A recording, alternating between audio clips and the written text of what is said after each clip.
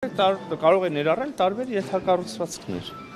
Ես հենց այո հարցում կա ինչ-որ հստակություն այս մասով, արդեն հստակ է։ Հստակ է, որ կարող են լինել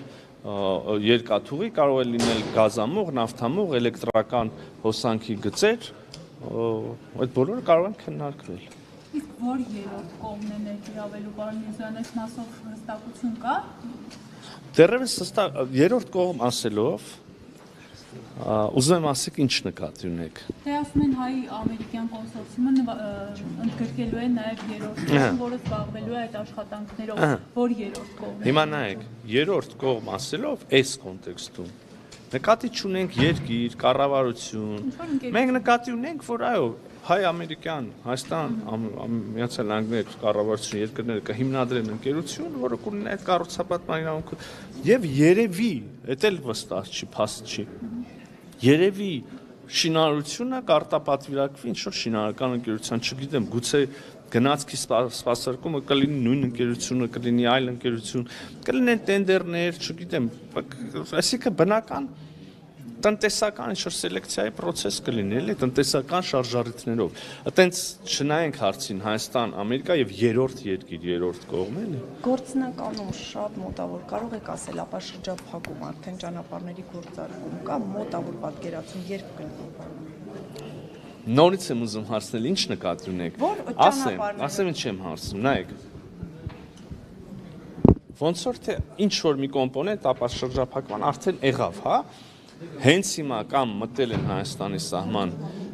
կամ մոտենում են Հայաստանի սահմանին բեռներ, որոնք անցել են, դուրս են գալ, շարժվում են Ռուսաստանից եւ Ղազախստանից եւ անցնում են Ադրբեջանի տարածքով, ադրբեջանական երկաթուղիներով, հետո Վրաստանով եւ մտնում են Հայաստան։ Կարող ենք ասել, որ ապա շրջափակման մի կոմպոնենտ եղավ, կարծում եմ այո։ Կլինի հետո ուրիշ կոմպոնենտը, հետո այն շրջանակը, որի մասին հարցում եք եւ ընդհանցակարգեր եւ հարցեր որ կլուծվեն, կլինի Հայաստան, Ադրբեջան ուղիղ կապող ենթակառուցվածք, երկաթուղի։ Դրա մասին եմ հարցնում, օրինակ դա։ Դե ախր քիչ առաջ ես ասացի, որ ինտենսիվ քննարկումներ են ընթանում։ Ես չեմ կարող ասել, երբ կդրվի առաջի ռելսը, եւ առավել եւս չեմ կարող ասել, երբ կգնա առաջի վագոնը։ Բայց ես կարող եմ ասել, որ մենք որպես կառավարություն եւ որպես պետություն շահագրգռված ենք, որ դա լինի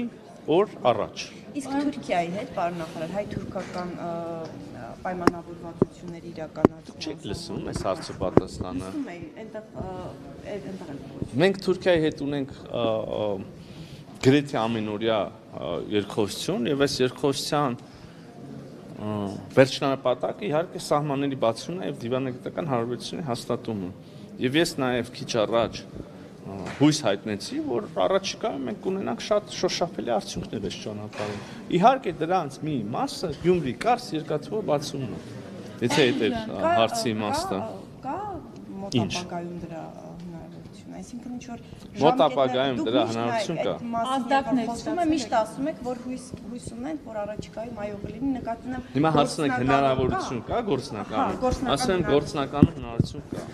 Ասում եք ազդակներ ստացել եք, ասում եմ ազդակներ ստանում ենք։ Բայց կարգավորման գործընթացը ինչպես սկսվել է, գրեթե այս նույն ձևակերպումները լսում ենք, ուղղակի գրեթե առանցքային բառ է։ Ուրիշ։ Իսկ ասում ենք, որ Հայաստան-Ադրբեջան խաղաղությունը այլևս հաստատված է, այլևս իրողություն է։ Հետաքրքիր է ուրվագծվում է այն ժամանակահատվածը, երբ օրինակ վերջնական կստորագրվի այդ նախաստորագրված պայմանագիրը։ Կդժվարանամ էլի ժամանակ ասել, բայց ուզում եմ մի հատ էլ ասել, այդ որ դուք ասում եք նախաստորագրում, այդ նախաստորագրմամբ Հայաստանի եւ Ադրբեջանի միջև հաստատված խաղաղությունը արձանագրված է։ Այդ նախաստորագրմամբ այդ խաղաղությունը արդեն հաստատված է։ Հիմա եթե շատ հայտարարությունները շարունակվում են։ Բաքվից ապակառուցողական հայտարարությունները շարունակվում են, դուք ասում եք, ես էլ կարող եմ ասել Բաքվից կառուցողական քայլերն էլ են շարունակվում, հա։ Համաձայն չեք, մենք մի րոպե առաջ խոսում էինք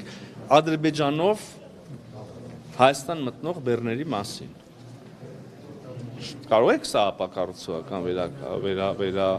նկարագրել, կարծում եմ ոչ այդքան, բայց ձեզ հարցի խոստացել չէ ամենասկզբում։ Ալիևը Սևանա անվանում է գոյչա, եւ ինչքանով է դա տեղավորվում, այդ ձեր ասած խաղաղության Չի տեղավորվում։ եւ մի ճշտմամբ իհարկե չեմ ուզում ոչ մեկի փաստաբանություն անել, բայց ձևակերպումը այդպես է, չէ՞, ցարական քարտեզներում չկա Սևան, կա Գյոքչա։ Չեմ կարծում, թե սա կարելի ասել, որ այսօրվա Սևան, Լևա ասում է, որ այսօր չկա Սևան, կա Գյոքչա։ Բայց միևնույնն է, ամենակառուցողական ձևակերպումը չի եւ իսկապես չէինք ասի, թե տեղավորվում է, հա, բանի մեջ, խաղաղության նարատիվի։ Ես էլ կարող եմ ասել, կան բազմաթիվ ցարական շրջանի քարտեզներ, որտեղ կա Սևան։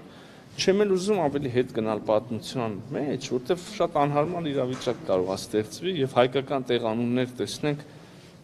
մի քիչ ավելի լայն տարածքի վրա։ Խոսենք կենտրոնական իրական Հայաստանի, իրական այսօրվա սահմանների, Ադրբեջանի կողմից ճանաչված սահմանների մասին, ասում ենք կառուցողական նարատիվներ, քայլեր, գնահատականներ, լավ, բայց մյուս կողմից եկեք նայենք իրականում ինչ կա։ Կա ստորագրություն Ալմատայի հռչակագրով սահմանների փոխադարձ ճանաչման եւ տարածքային ամբողջականության փոխադարձ ճանաչման վերաբերյալ իմ համար որպես կառավարության անդամի սրակշիռը անհամեմատ ավելի մեծ է։ Կա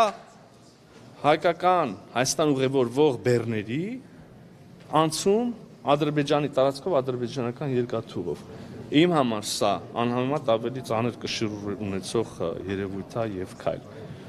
Այս մյուս հայտարարություններ կան, ես չեմ ժխտում եւ ոչ ոք չի կարող ժխտել։ Լավն է,